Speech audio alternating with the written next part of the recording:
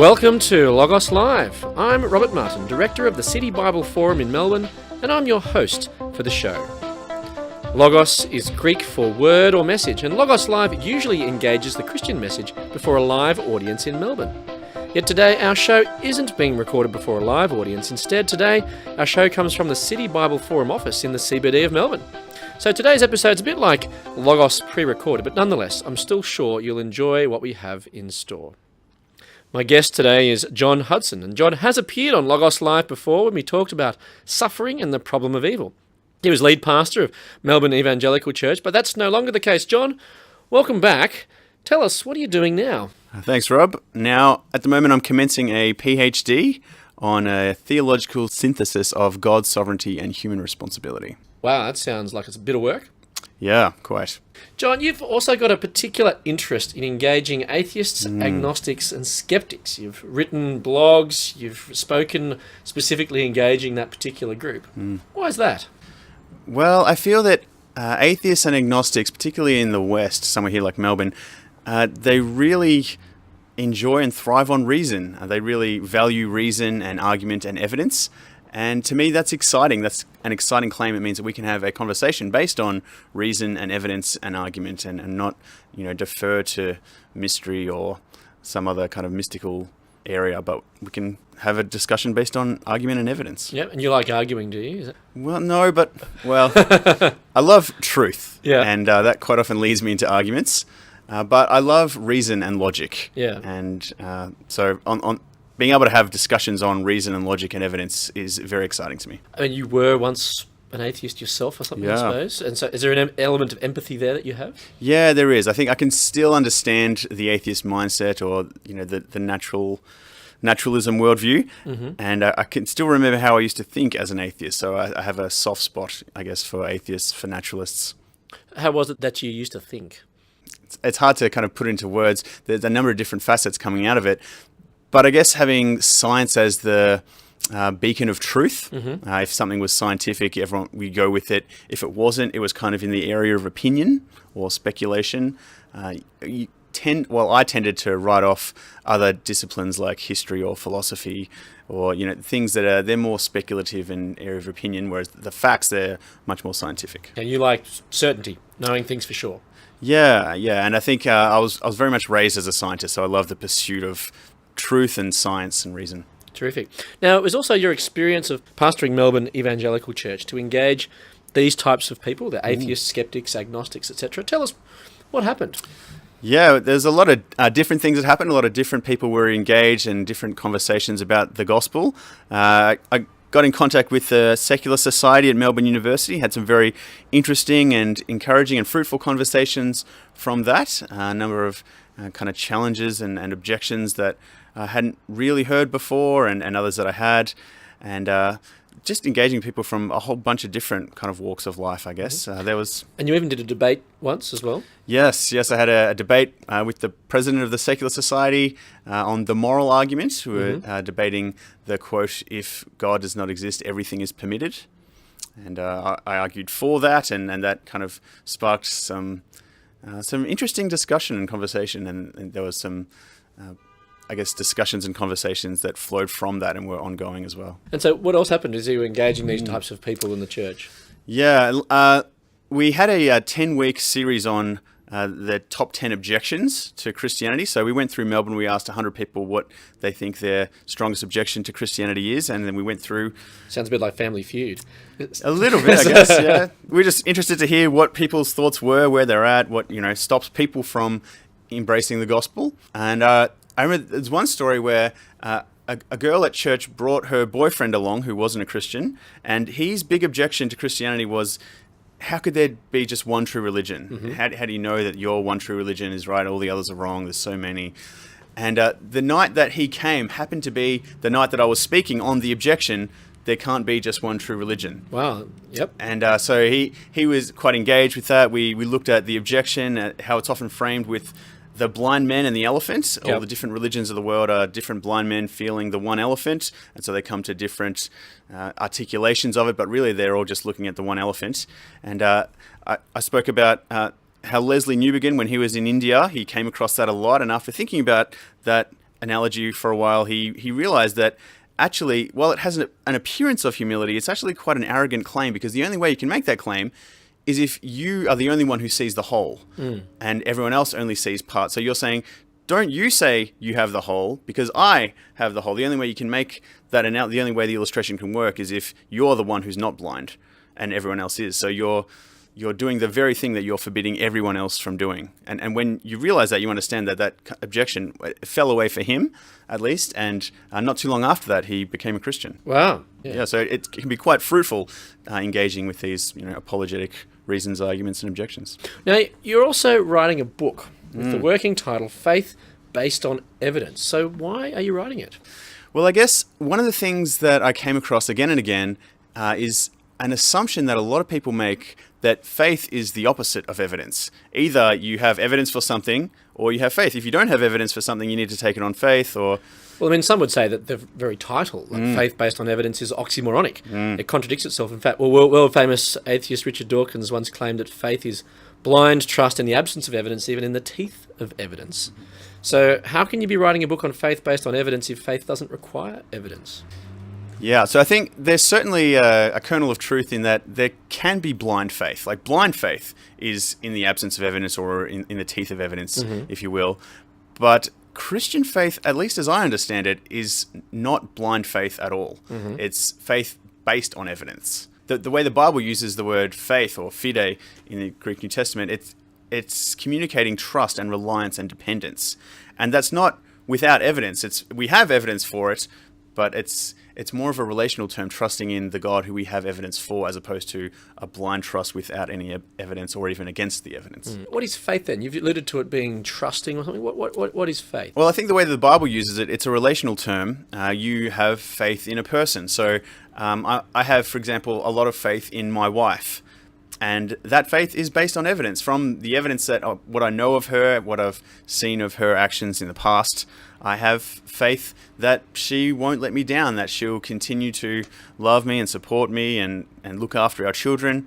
I have great trust and reliance and dependence on her because of the evidence that I've seen from her. And I think it's our relationship with God is like that. We don't kind of trust in this being who we have absolutely no evidence for. We do have a lot of evidence, I think, for the Christian faith, and we're trusting God on that evidence. And so what specifically motivates you to write this book then?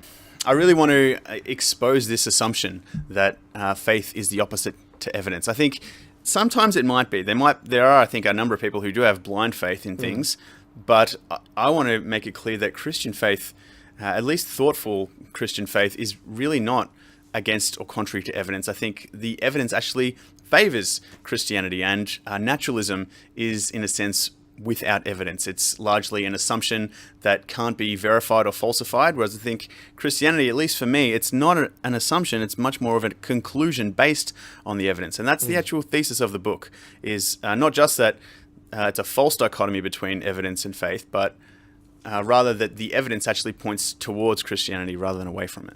Just to clarify, when you mean naturalism, you mean that atheism? How do you understand the relationship between naturalism and atheism? Yeah, great question. I think naturalism is a subset of atheism, so you can be an atheist and not a naturalist.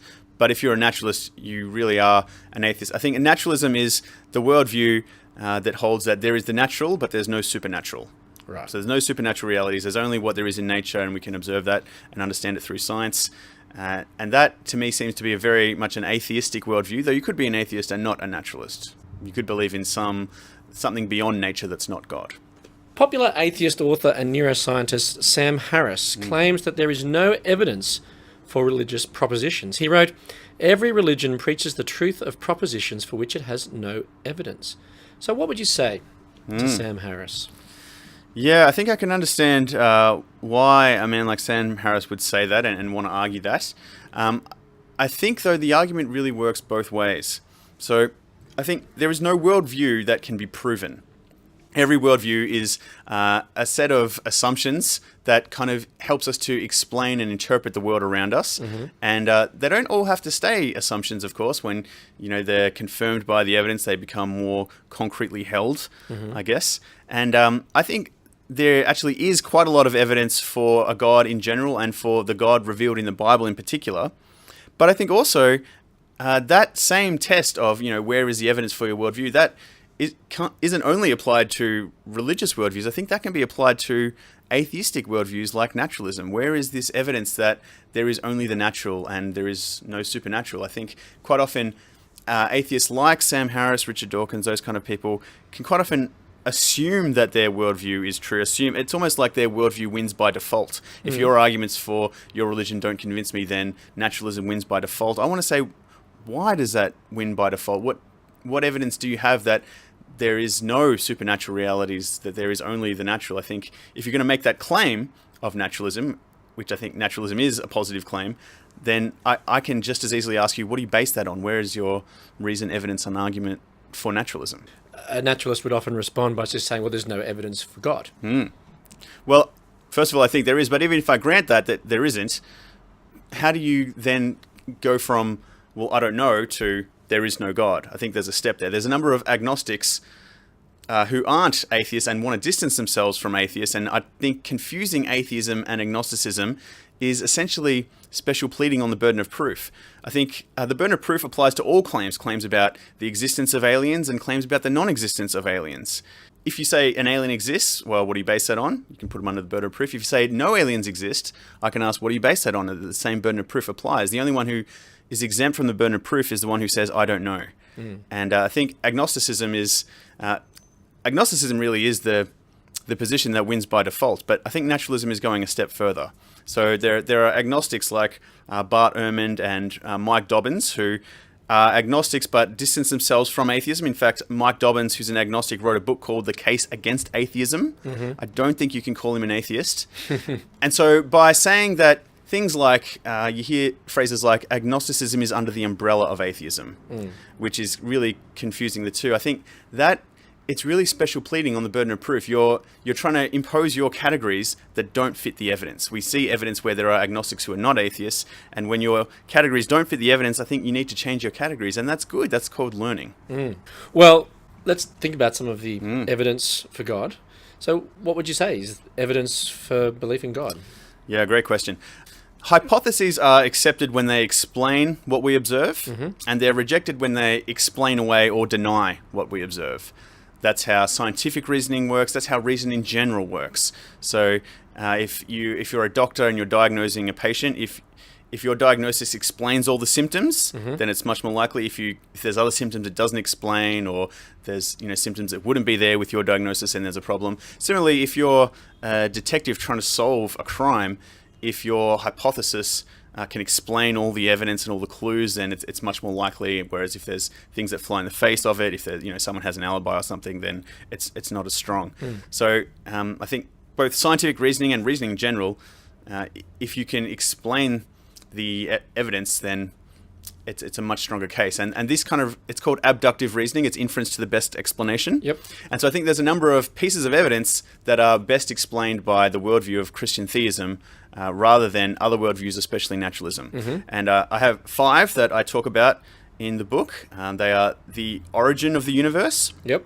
the fine-tuning of the universe, the origin of life from non-life, Yep. the ubiquitous pursuit of objective morality, and the resurrection-shaped hole in first-century history. Wow, okay. Well, we probably haven't got time to go through all of those in great detail, but tell us about a couple of them. Which ones do you find persuasive? Yeah. I guess it depends who I'm talking to, really. I like to use different ones with different people, depending on which connect with them, which ones speak to them. Some people kind of dismiss others. I know I wouldn't necessarily bring that up as the first one. Yep. For me, though, I think the historicity of the resurrection, or the historical evidence for the resurrection of Jesus, I think that's got quite a lot of evidence behind it. Yep. People have been trying to overturn it for 2,000 years, and it's really stood up to scrutiny. And I think it's kind of unique in that it gets you all the way to Christianity. The other pieces of evidence kind of point towards theism rather than atheism, but this one, it's a particular theism, that's Christian theism. Maybe let's talk a bit about the moral argument, as you've debated that before. So the ubiquitous pursuit of objective morality, what's that? How does that point us towards the God being there? Yeah. Objective morality, and that is morality that is not opinion, but like objective moral facts, I think fit much better within a theistic worldview rather than an atheistic worldview. I think quite often this argument is misheard, and atheists hear me and other Christians saying you need God in order to be good. I'm not have morals. Yeah, or as if atheists don't have morals. Of course, atheists have morals. I think my argument doesn't deny that. In fact, it kind of depends on that. Yeah, it depends on their sense of morality. So I think that there's a difference between moral feelings and moral obligation. So a moral feeling is, I think X is good, I'm going to do X. I think Y is bad, I'm going to do Y. But a moral obligation is you ought to do X, or you're not permitted to do Y, regardless of your own moral feelings. And I think if that is the case, that there is an objective morality that's not person-dependent, it's not subjective on our opinions, then what objective standard are you pointing to adjudicate between your moral feelings and the moral feelings of people who disagree with you? Or are you just saying that your moral feelings are superior? I really feel that argument has had a lot of interest, and people have been reading and writing on it for quite a long time, especially in recent decades. And I'm yet to find a satisfying answer within an atheistic framework. If there is a God and He has revealed to Himself, He has revealed to us what is good, then I think that is an objective standard. So, for example, Martin Luther King, when he was experiencing a lot of persecution, he was sent to jail for peacefully protesting against segregation in the American South. He wrote a letter from Birmingham jail that said, how do you know if a law is a moral law or not, or if it's an immoral law? Well, if it accords with the Word of God, then it's moral, and if it's out of accord with the Word of God, then it's immoral. And I think that's a strong basis for morality. And I know a lot of atheists and skeptics who have a lot of problems with that, and that raises a whole bunch of questions about the Bible. But at least he's being consistent. At least he's saying, look, this is something that I can point to that adjudicates between my moral feelings and your moral feelings.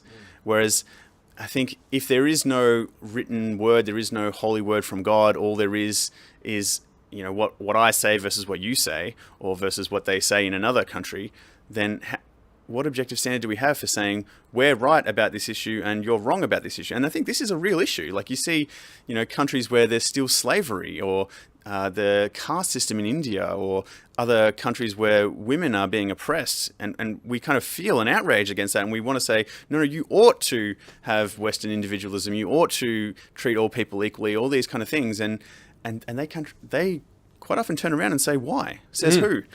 Well, exactly right. I mean, because if there is no objective standard, then it's your will against theirs. Yeah. And it's whoever has the might is right, I suppose, at that particular point. Quite often, yeah, it's our moral feelings versus their moral feelings, and quite often it's might make right. Or sometimes some will argue for the majority rule. So if the majority of people in a certain country say it's okay, then it's okay.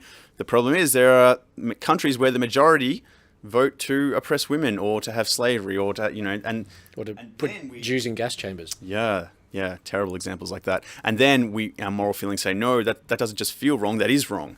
And I think there is a ubiquitous pursuit of objective morality. Every single culture, right from the beginning of time, well, for recorded history at least, has always sought to codify and enforce some kind of law. We've always sought to, maintain and hold people to account, where we say you can't do this, and if you do it, then we're going to punish you somehow. But I mean, some atheists that I've engaged with have said that, well, maybe there is no objective morality. It is just might is right. It's just whatever the majority says. Yeah, there are. There are certainly a number of moral relativists who would say that. Though I'd still like to appeal to the ubiquitous pursuit of objective morality. Every culture has always sought to establish, maintain, and enforce law, which is moral obligation, which is you ought to do this and you are not permitted to do that. And if you do, then we're going to, our big group of people who are going to call police, we're going to come and we're going to punish you somehow. That's not relativism. There is an objective morality that we think is wrong. And I think deep down, I know there are a number of people who would claim relativism and that kind of thing, but I've never met a person who, when real injustice happened to them, they didn't say that's wrong. No one when push comes to shove says, oh, my family's just been murdered and I feel that that's wrong. No, they say, no, that is wrong and justice needs to be done. And so I think deep down we feel it, though quite often they still want to deny it. And okay, if you're going to deny it, I'd like to point to the sociological evidence for the ubiquitous pursuit of objective morality. That's, I think, falsifiable evidence. So how did it go in your debate then, when you talked about this? How did the dialogue go when you presented this argument? Yes. It was an interesting debate. My interlocutor from the Secular Society, he pointed to a philosopher by the name of Railton, who said, well, what if there was someone who was ideally rational, and then what they said was right or wrong was right or wrong. So he wasn't a moral relativist. He said, yes, okay, there is objective morality. So what do you do when you disagree? Well, what if there was this ideally rational person who was Sort of like a God man. an unjudged judge, at least, who could, tell us what is right and wrong, and we can listen to him. And I said, well, the problem is no one has access to this ideally rational person. Who is this? Who's going to claim to be ideally rational? What if we disagree with him? And so my question, what objective standard are you pointing to adjudicate between your moral feelings and my moral feelings, or are you claiming yours is superior, can just be tweaked a little bit to expose the fallaciousness of that argument. What objective standard are you pointing to adjudicate between what you think an ideally rational person would say and what I think an ideally rational person would say? Or are you just saying your feelings about what they would say are superior? The argument still holds. You still don't have an objective basis. You just kind of have this hypothetical that doesn't really help us. But that didn't persuade everyone that you were doing the debate. Well, actually, I think not everyone, of course, but I think it did shake up some feathers. There were some people who realized that, well, maybe that my atheism isn't as secure and all-powerfully explaining of everything as I thought. Right. There were a number of people who raised other objections that I dealt with and had, fruitful conversations over a period of time.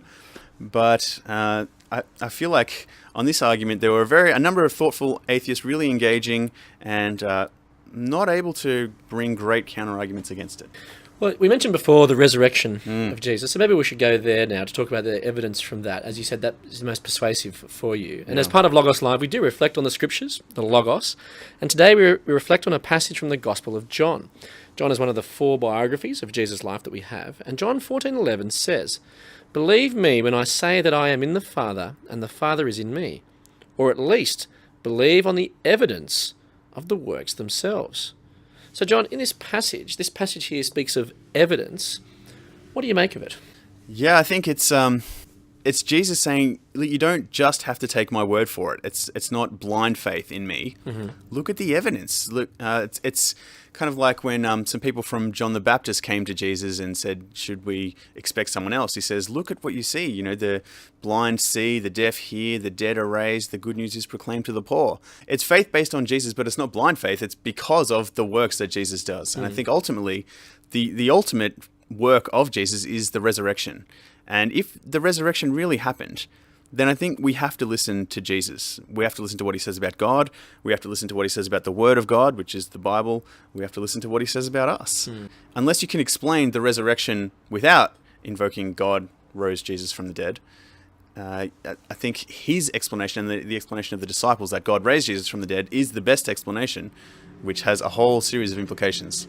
So it seems that you're saying that this passage indicates that Jesus doesn't expect people to believe in him with blind trust in the absence of evidence or even in the teeth of evidence? Yes, very much so. And I think it's quite dangerous if you do have blind faith. If you don't think through your faith, if you don't think through why you believe, it can become quite dangerous. If you're engaged with someone who's quite hostile to Christianity, or especially in a Western culture that's becoming more and more hostile to Christianity, your faith can be shaken much more easily. It's kind of a insecure faith. It's not as robust as it could be. Whereas I think if you pursue your doubts and if you really get to the bottom of them, then it can make for a much more robust faith if you think it through and see the evidence that it's based on. So this passage also talks about believing the evidence of the works themselves. Now, you mentioned the resurrection as one of the key works, but Jesus hasn't been resurrected at this point. So what are the works that Jesus wants people to base their belief in? I think at the time that Jesus said that in John 14, he's talking about his miracles, the miracles that he's been doing. He's been healing the blind, he's been opening the ears of the deaf, he's been raising the dead, as he did in John chapter 11, just 3 chapters earlier. So it's how do you explain that unless he is from God? It's a pretty big question. I think even his enemies at the time, they didn't say that Jesus is doing no miracles. They attributed his miracles to Satan. So they weren't denying that he was doing these incredible works, but they had to offer an alternate explanation. So I think today when people have objections against the miracles that Jesus does or did, they're not, I don't think, following the evidence of what Jesus has done. They're kind of explaining away the evidence because of their assumption that miracles are impossible because there is no God. But surely believing as a result of a miracle is less reliable than believing on the basis of something more certain, like science, for example. I don't think so, no. I think science is brilliant, and I love science, and I have a degree in science, and I want to promote it. But at the same time, I don't think it necessarily explains everything. It works on the assumption of the regularity of nature, but that doesn't entail naturalism. It kind of entails methodological naturalism, if you like. You have to work on the assumption that miracles are miraculous. But how do you go from miracles are miraculous to miracles are impossible? From methodological naturalism to philosophical naturalism, that's a jump, that's a leap. And I want to ask, okay, you're going to make that jump. Okay, why? What did you base it on? What's your reasoning? What's your evidence from going that miracles are miraculous to miracles are impossible? So, say you've been listening today, you're an atheist or an agnostic, and you've not really been persuaded by the evidence you've been presented to so far. What would you say to them? I'd like to say, okay, sure. What evidence do you have for your worldview? What do you base your reasoning on? What do you believe about God, and why do you believe it? I think ultimately it's very important for your views to be shaped by the evidence rather than shape the evidence to fit your view. If you're shaping the evidence to fit your view, it's an obvious confirmation bias, and then what evidence could persuade you that you're wrong if you're shaping it all to fit your view. So I think stay open as best you can. Try to see your confirmation bias and correct it or account for it at least. And I think be open to the evidence. I really think that there is scientific evidence that the universe had a beginning, scientific evidence that the universe is fine-tuned, a scientific fact that life came from non-life. We have no idea how that could have happened naturally. We're only just realizing how hard the problem is. Real sociological evidence for the ubiquitous pursuit of objective morality, and real historical evidence for the resurrection of Jesus. And I think that all points to and is explained really well by Christian theism, and is, as far as I can tell, continuously explained away and denied by worldviews like naturalism. Thank you so much, John. It's been a pleasure. Let me leave you with the Logos for the day. John 14:11. Believe me when I say that I am in the Father and the Father is in me, or at least believe on the evidence of the works themselves. I look forward to you joining us next time for Logos Live. Thank you to our guest today, John Hudson.